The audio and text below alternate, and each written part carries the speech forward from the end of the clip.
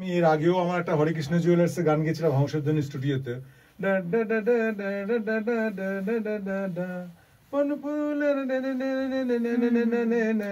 মুঠোয় বাতাসে ধরে হরেকৃষ্ণ জুয়েলার্স গান গেছিলাম। তো আজকে তো আজকে একটা আমার এই ফিল্মটা হলো আমার রেশন কার্ড ফিল্ম, মানে গল্পের সাবজেক্টটা বুঝতে পারছো।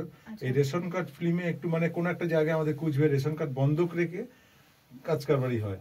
তো এই উপলক্ষে আমাদের একটা নারী কেন্দ্রিক গল্প নিয়ে আমরা করছি, যার জন্য গানটা তোমাকে দিয়ে করাচ্ছি। তোমার গানটা কেমন লাগলো?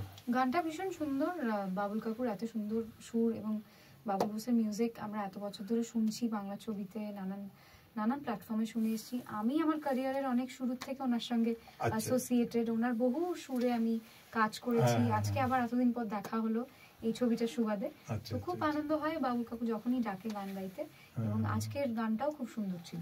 আচ্ছা আচ্ছা, এখনকার গান তো নো ডাউট ভালো, মিউজিক বেশি, গানের সুরটা কিরকম হয় আমি বলবো না, কিন্তু বাবুলের একটা মেলোডির সুর, তো ওই জন্য আমি তোমার কথা যখন বললো তোমাকে ভাবলাম অন্বেষাই গানটা গাইবে। তো গানটার মধ্যে একটু প্রাণ কেন্দ্রিক, মানে প্রাণ পেয়েছো গানটার মধ্যে, প্রাণের ছোঁয়া আছে তো নিশ্চয়ই? হ্যাঁ অবশ্যই আছে, এবং আর এরকম ভাবে বাইফার্কেট করাটা ঠিক না, যে মানে তখন আগে মেলোডি হতো এখন মেলোডি হয়, এরকম বাইফার্কেট করাটা একটুখানি আনফেয়ার হয়ে যাবে। কিন্তু সুরের ধাঁচ অনেক রকম পাল্টায়, প্রোডাকশন কি মোড়কে একটা গান প্রেজেন্ট করা হচ্ছে, অ্যারেঞ্জমেন্টের ট্রেন্ডস গুলো পাল্টে যায়, তো সেটার সঙ্গে সঙ্গে আমাদেরকেও একটু ইভলভ করতে হয়। আমার মনে হয় যে সেটা শ্রোতারাও খানিকটা ইভলভ করেছে, আমরাও ইভলভ করেছি, কিন্তু মাঝে মাঝে ফিরে দেখতে ভালো লাগে। আগে আমরা 90s এ 80s এ যে টাইপের সুর শুনতাম, যে ধরনের অ্যারেঞ্জমেন্ট শুনতাম, সেটারও একটা চার্ম আছে নিজস্ব। তো সেইটাতে আজকের গানটা গাইতে গিয়ে সেটাতে অনেকটা ফিরে গেলাম, তো সেটা আমার খুব ভালো লেগেছে।